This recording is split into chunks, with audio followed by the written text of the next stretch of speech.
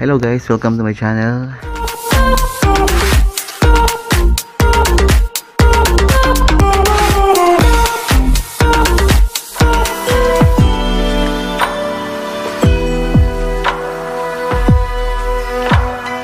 Okay, so today is my second day here dito sa Osaka, Japan. Okay, so as you can see, hahanda ako ngayon sa biyahe papuntang Kyoto. So yung train station na pupuntahan ko is yung Kishinosato Station. So kahapon tinuruan ako ng kaibigan ko kung ano yung dadaanan ko. So medyo familiar naman sa dinaanan namin kagabi, and hindi man siya mahirap hanapin. Okay, so ito, ayan guys, ang ganda ng umaga dito sa Osaka. Ang lamig. And until now, hindi ako makapaniwala na nandito na ako sa Japan. Yeah, I'm so happy talaga. And nakikita ko talaga ng ganda ng lugar. And also for the discipline din, yung mga tao dito, disiplinado talaga. For example, ito nakastop siya. So hindi ka dapat tatawid dyan. Ayan, antayin mong mag green sign siya para tatawid ka. So ganyan yun. So since dito tayo dito sa Japan, so need to observe, no, yung discipline talaga. Okay, and alam nyo guys, ang sarap ng autumn dito. Kasi sa akin, gusto ko talaga ng malamig na lugar. Honestly, ayaw ko talaga ng mainit na lugar talaga guys. Aside sa ayaw ko talaga ay yung katawan ko, kasi madali ako magkakarashes pag, for example, too much exposure sa araw. At isa pa, pag sobrang init din ng lugar, madali akong papawisan. Ayan. Okay, ito yung outfit ko ngayon. Ayan, ewan ko tama ba ito outfit ko, but since punta ako sa Kyoto, so in-expect ko talaga yung malamig na lugar, no? Sabi ng mga kasama ko doon, or mga kakilala ko, no, sa Kyoto malamig daw doon. So better na magdala ka ng mas makapal na damit para hindi ka lalamigin doon. So ngayon pupunta ako ngayon sa Kishinosato Station. So doon yung train station na sasakyan ko papuntang Kyoto.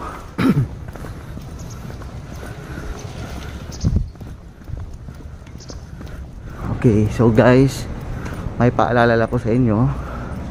Kung pupunta kayo dito sa Osaka by November, kasi ito yung autumn na season, so magdala talaga kayo ng mga protection, no?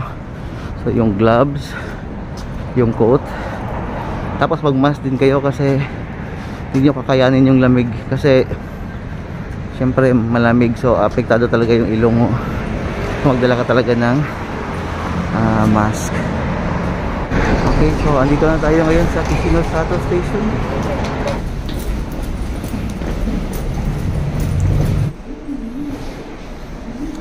So ito yung platform na antayin ko na.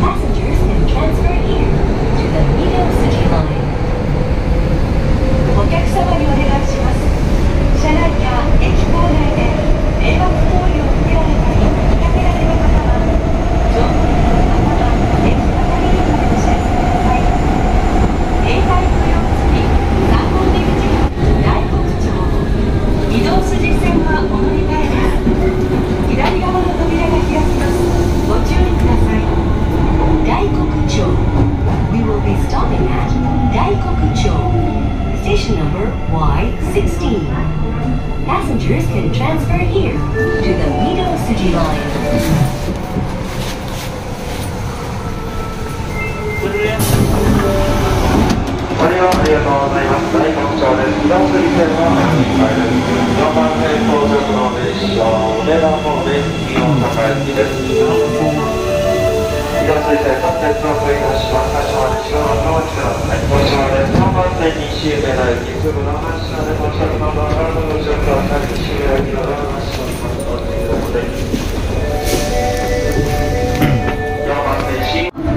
guys, so dito ngayon sa Minamikata Station.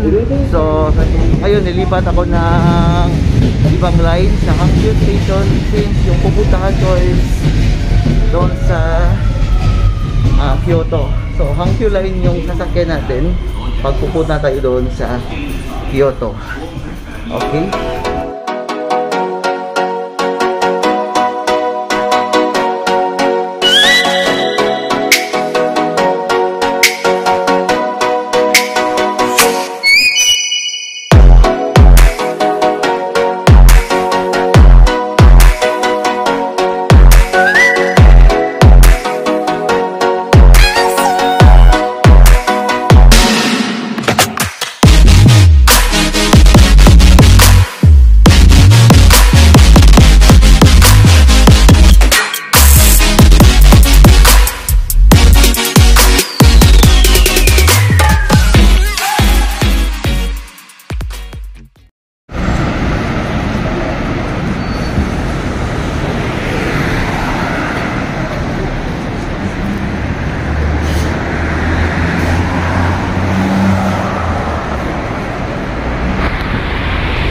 So andito na ako ngayon sa Kyoto.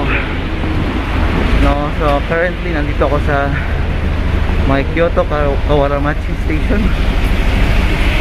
So kanina may mga problema kanina. May mga aberya kasi first yung GPS ko hindi gumagana. Yung internet mahina din. Siguro depende yun sa packet wifi na nirentahan ko kanina.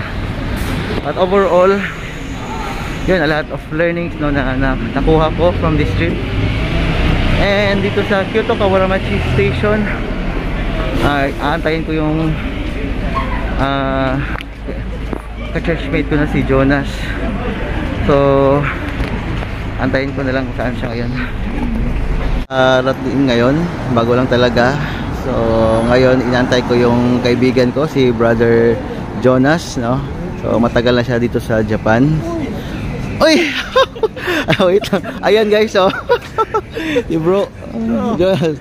Hi bro, kumusta? Hello, okay lang. Okay guys, ito si Jonas. Miss ko tong kaibigan ko. Hello. Hello. Tagal na kami nagkita nito ha. Dito lang yeah. kamusta. Malayo pa malayo pa si Jonas, no? Kanina pa siya. Mga alas 5 sa buntag. Oh, sa Gifu pa siya, galing Gifu Prefecture. Tapos medyo malayo. Ito yung baby niya. Hello. Hello. Ay, nahiya. Hello baby. Ay, nahiya. Ayan guys, so bro, thank you guys. Kita. Hello po. Franklin. Hello ma'am. Frank Day. Love. Saan sa? Mindanao ba? Taga-Tagum po. Ay, Tagum ka. Si ma'am, si ano tawag mo? Ma'am Love. Ate Love. Ayan guys, so yan yung family.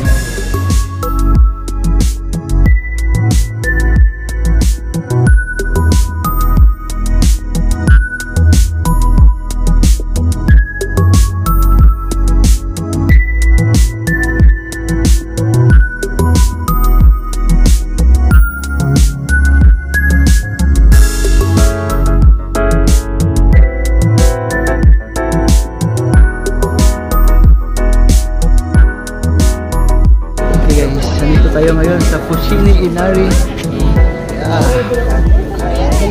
Ganda guys ha.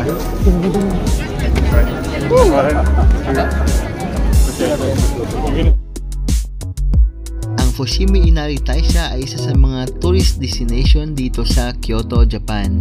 And pinupuntahan talaga ito ng mga turista lalo na sa autumn season. Oh, cute. Ayan si baby. Hey baby. Hey, hello. Your brother Jonas and his baby. Hello. Hello. Hello. Have a nice day everyone. Nice day everyone.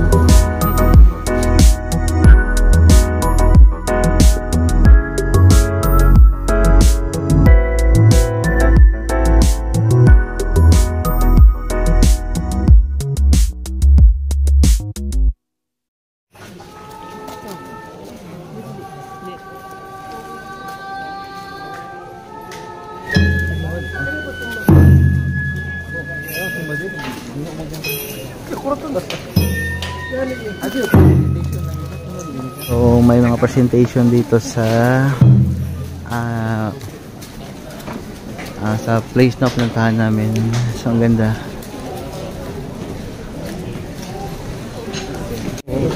Wala mo ginayin ko. Kung dapat hindi mo, dapat secure siya dapat, no?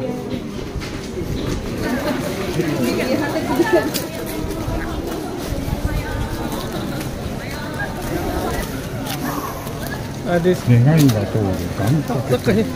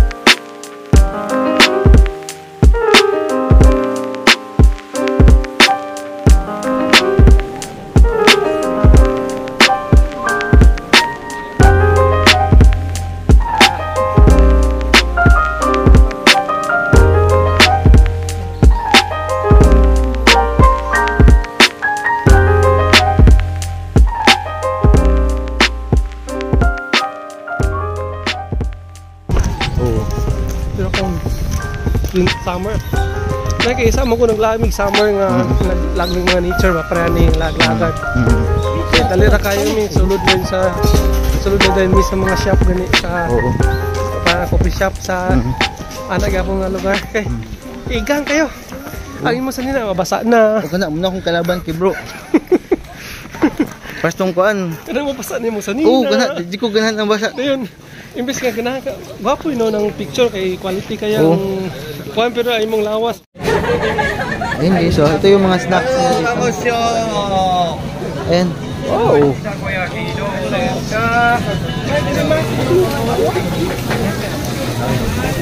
Ito yung mga snacks. Alam niyo ba, mahal yan sa Pilipinas. Pag nandito sa Japan, mura lang yan. Ang sarap. Okay. Amoy ko yung beef ha. Wagyu. Yan yung wagyu. Okay guys, so tapos na yung trip namin dito sa Fushimi Inari. So okay, papasalamat ako sa mga kasama ko nung si Brother Jonas at kay Ma'am Love. So in a short time na nakapag-bonding kami, no, na-enjoy ko talaga yung presence nila. At the same time yung nature and then yung culture dito sa Kyoto. Sa mga viewers ni Bro Franklin, magandang araw sa inyo or good day. Ingat lagi. Salamat, nagpapasalamat din ako sa Panginoon dahil nakita kami. It's not an accident. Sa tingin ko, ano talaga ito, God's will talaga. So, thank God sa day. Support with kayo. Yes, yes. And a day to be treasured. Yeah, amen. Thank you. Okay. Okay, so guys, thank you so much. So, what's the next episode now? Okay, bye-bye. Bye-bye. Bye-bye.